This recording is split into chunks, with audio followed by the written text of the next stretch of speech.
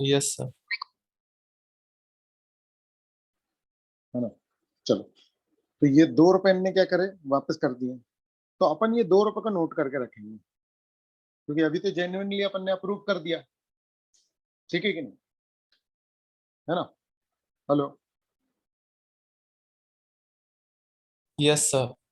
हाँ, अभी तो 2 रुपए अपन ने अप्रूव कर दिया। अब जब ये 2 रुपए बाद में पता चला कि अरे यार ये तो फायदा पहुंचाया था, तो अपन इस 2 रुपए को ध्यान रखें। समझ आ रहा है। और अब देखो इसको ध्यान से, अगर कंपनी वाइंड अप हुई और उसके बाद फिर लायबिलिटी बच गई, समझ में आ रहा है।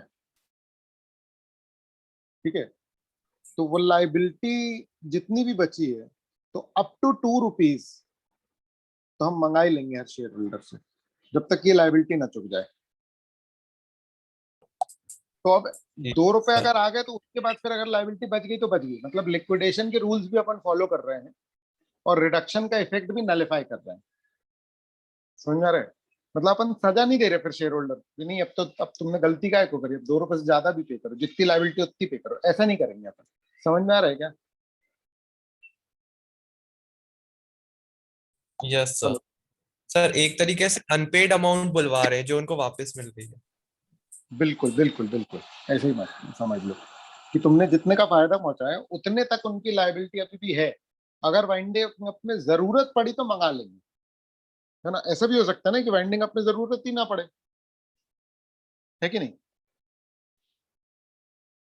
Yes sir.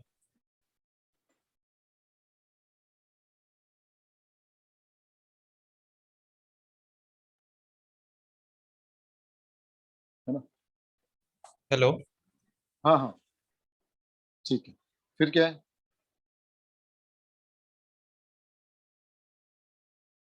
फिर क्या है, तो ये देखो, है ना। यहाँ पर बोल रहा है कि इसमें बहुत सारे केसेस दिए हुए हैं, है ना। अगर केस लॉ बनता है तो ये ध्यान रखना पड़ेगा। अगर मान लो कि जब अपन ने लिस्ट दी थी, याद है, ट्राइब्यूनल को, सर क्रेडिटर्स। स्क्रीन फ्रीज हो गई है।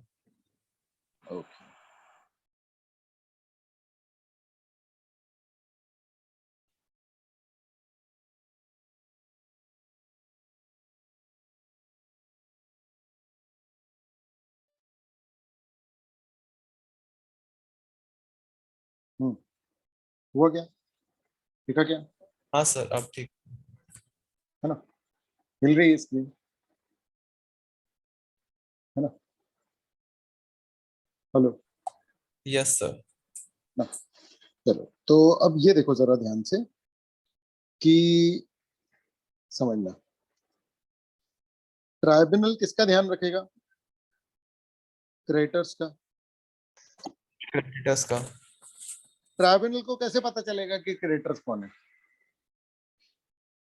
कंपनी से लिस्ट मंगाएंगे वो, कंपनी।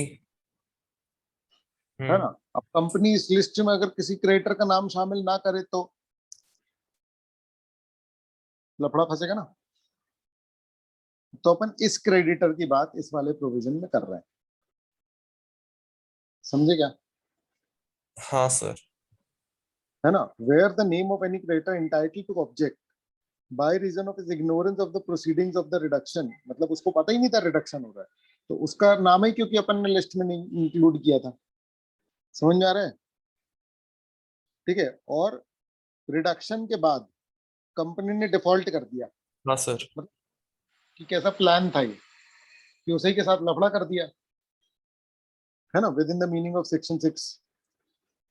तो क्या होगा, वही जितने का फायदा पहुंचाया ना, समझ रहे, उतने तो अपन मंगा ही लेंगे। मतलब एवरी पर्सन हु मंगाई ले। वाज अ मेंबर, है ना, जो भी बंदा उस समय मेंबर था जब अपन ने रिडक्शन का ऑर्डर जो है वो अप्रूव करवाया था, shall be liable to contribute the payment to that date, यानी उस क्रेडिटर को पेमेंट करने के लिए आप लायबल रहोगे। कितना अमाउंट, ये 2 रुपए तक का। इस 2 रुपए को समझाया कैसे, amount not exceeding the amount which would have been payable to contribute if the company had commence winding upon the day immediately before the set date. यानी रिडक्शन के आने से पहले अगर वाइंड अप हो जाता तो कितना पे करना पड़ता, उतना ही पे करना पड़ता ना।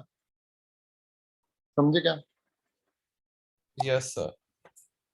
और दूसरा है कि अगर एक्चुअल में वाइंड अप हो ही गया, तो भी वही होगा। Yes sir.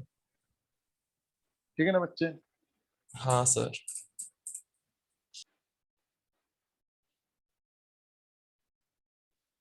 है ना? फिर देखो,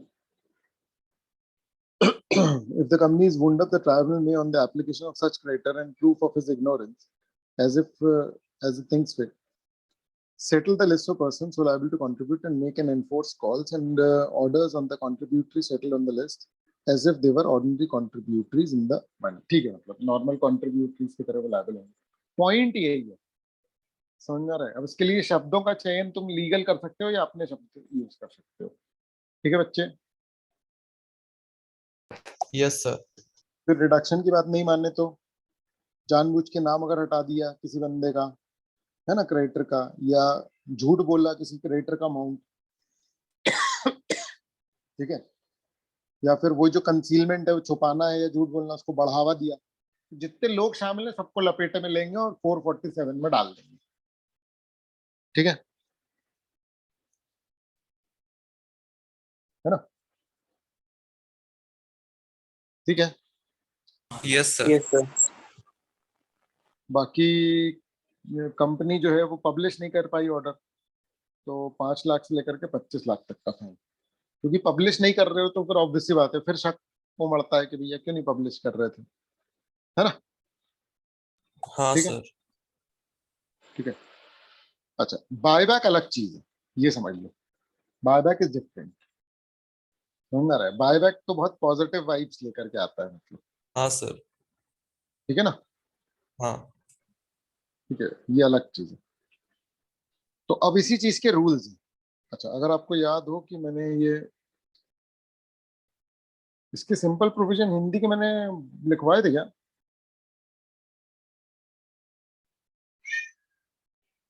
क्यों बच्चे?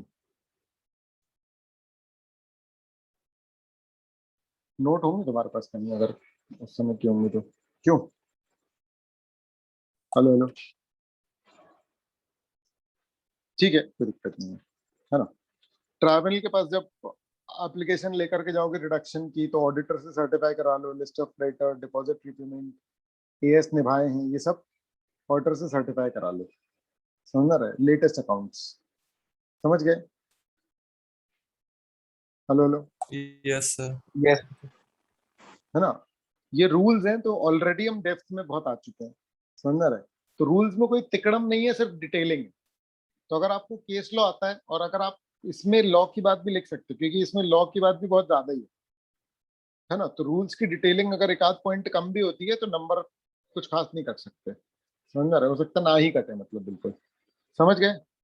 इतना प्रोविजन याद होना भी बहुत बड़ी बात है, अदरवाइज कितने 15 नंबर का क्वेश्चन आना चाहिए फुल रिडक्शन आ गया तो, है कि नहीं? अगर रूल्स के साथ आता है तो बहुत ही बड़ा प्रोविजन है।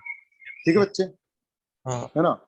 List of creditor registered office में रखना, जिसको भी इंस्पेक्ट करना है वो 50 रुपए देके इंस्पेक्ट कर सकता है, 10 रुपए पर पेज के हिसाब से कॉपी ले सकता है ना?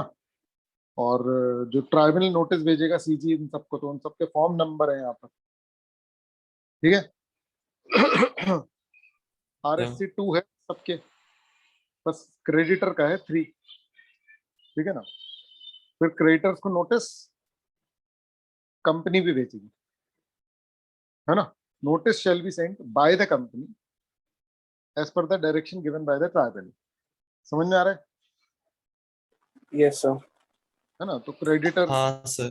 को वैसे ही कंपनी की तरफ से भी पता चले। ठीक है ना? अच्छा, पब्लिकेशन कहाँ पर करना है? न्यूज़पेपर में। न्यूज़पेपर में कैसे करोगे? वही एक इंग्लिश एक हिंदी डिस्ट्रिक्ट में, और वेब, जब भी न्यूज़पेपर में पब्लिश करते हो तो वेबसाइट में भी डालना ही पड़ेगा। समझ में आ रहा है क्या? इंग्लिश और वर्नाकुलर। हाँ सर। ठीक है ना? ठीक है। तो ये जो नोटिस दोगे, इसमें amount of the propose reduction, है ना, और ये भी लिखा होना चाहिए कि आप अपना ऑब्जेक्शन सेंड कर सकते हैं। नहीं तो पता चले क्रेडिटर को ऐसा बोले कि देखो ये हो रहा है, बस तो चाहिए नहीं तुमको, बता रहे हैं तुमको। ऐसा नहीं होना चाहिए। उनको बताओ कि भैया तुम चाहो तो लफड़ा करो। ठीक है ना? Yes sir. ट्रांसफर के पास एफिडेविट लेंगे। एफिडेविट मतलब कि शपथ पत्र की, हाँ भैया हमने सब कुछ निभा लिया एक तरीके से। एफिडेविट इसी चीज के लिए होता है।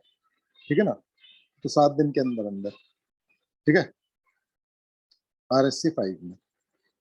फिर हो सकता है कि ट्राइब्यूनल बोले ठीक है जाओ, नोटिस मत दो, पब्लिश मत करो नोटिस को। क्लियर है, ट्राइब्यूनल को लगता है कि भैया सारे क्रेडिटर चुका तो दिए, सबसे पूछ तो लिया, तो कोई क्रेडिटर बचा ही नहीं, बोलेगा मत करो फिर पब्लिश। समझ में आ रहा है? लेकिन हाँ ऑब्वियसली बात है भाई, हिडन क्रेडिटर हुए तो फिर लफड़ा है ना, तो ठीक है वो तो Yes, ट्राइब्यूनल। फिर सीजीवीजी जब अगर मान लो कि लफड़ा क्रिएट कर दें, अपन ने तो अभी ऊपर वाले प्रोविजन पढ़ा कि सीजीवीजी से बोल दो नहीं आया तो अप्रूव कर दो, और अगर आ गया ऑब्जेक्शन तो वो नहीं दिया था ऊपर में प्रोविजन, तो वो यहाँ दिया हुआ है कि फिर हियरिंग होगी। समझ में आ रहा है? ठीक है, फिर हियरिंग होगी, समझे क्या? yes sir.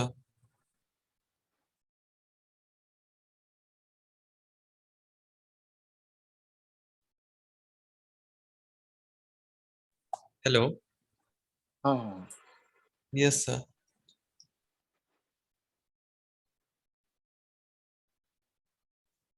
फिर क्या है? Procedure with regard to representation and objections received,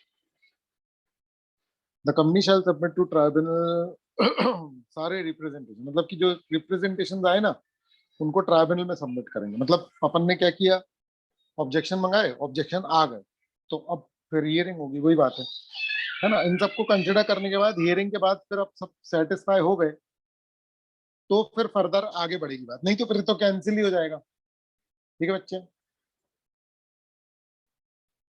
है ना। हाँ सर। और ये सब जो ऑर्डर है ट्राइब्यूनल का, मिनट विनट ये सब लास्ट में ले जाकर के कहाँ सबमिट करना है अपने को, रजिस्ट्रार के पास, उस सबके फॉर्म नंबर्स दिए गए हैं। ठीक है,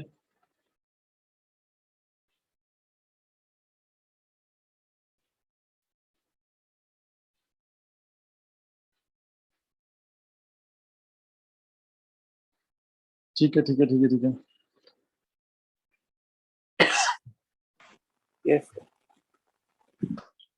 ठीक है। बाकी कल करते हैं अपन, है ना। ये डिफरेंस पढ़ लेना, डिफरेंस इज इम्पोर्टेंट। डिफरेंसेस जितने भी हों बहुत कम के पढ़ लेना, मतलब एक बार में 2 प्रोविजन होते हैं उसमें, डिफरेंस जब भी पढ़ो तो, और पॉइंटर्स में होता है तो इसलिए काफी हेल्प करता है वो। ठीक है, हाँ सर। है ना। Yes sir. चलो, Thank you sir. Thank you sir. Okay.